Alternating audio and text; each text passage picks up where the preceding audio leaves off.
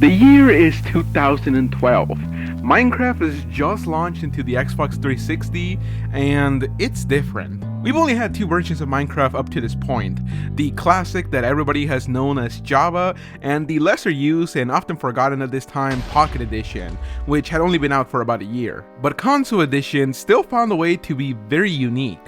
With less features and a very unique visual experience, it made it stand out much more compared to the other versions. And although multiplayer split screen was a feature tied in with the release, as well as typical world-to-world multiplayer, there was something very empty about the game. And in that void left to be filled, what else could you expect other than Herobrine?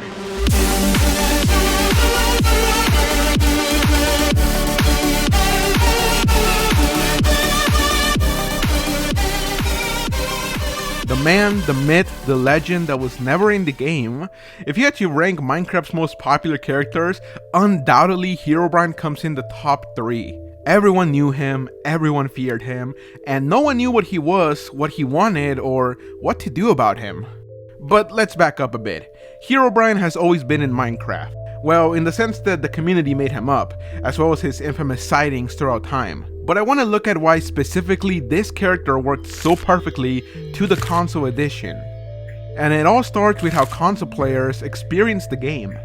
Like I said before, unlike PC players, console users were in a state of isolation. There were no mods, no debug screens, no third-party launchers. You played what you got. There was no command blocks, no coordinates, no features that could show you what was going on outside of your screen. Just pure raw survival. That alone created the perfect environment for the myth to take root.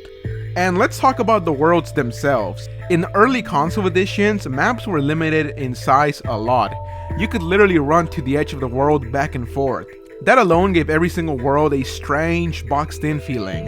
There wasn't a vast infinite land to hide in, only a confined yet large enough area where something could happen and you wouldn't know.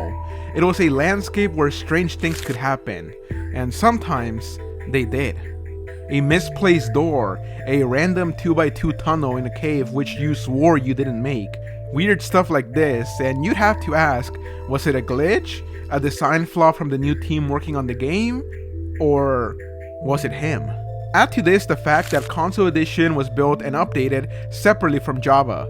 That meant console players were often behind on features or had different ones entirely. And the update logs? Similar to Java, they always ended with one haunting phrase: removed Herobrine. No matter the platform, this was a running joke from Mojang, but on Console Edition it felt different. Because this wasn't Mojang, it was 4J. You couldn't mod Herobrine in, you couldn't fake it with plugins, so when you did see something strange, it wasn't part of a creepypasta, it was part of your world.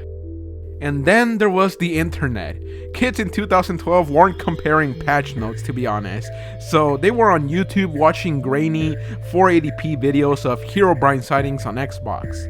When you're sitting in a room, the house is empty, it's just you and your friends online in a normal Minecraft world, and when you spot a tunnel or a pyramid, or even just a simple redstone torch, it's easy to want to believe. That's what made Console Edition Herobrine so powerful. He wasn't just folklore, he was personal. He filled the voids in the game, he explained the unexplainable, and he gave players a reason to look twice in the fog or look a little deeper in the caves. Herobrine worked on Console Edition because Console Edition had mystery. For its short time existing, no one really knew what was going on underneath the hood or behind the curtains, and Herobrine thrived in that uncertainty. So maybe he was never real, but when the screen flickered or your Minecraft dog disappeared or you swore someone was watching you just beyond the render distance, well, it didn't really matter, because in your world, Herobrine was real.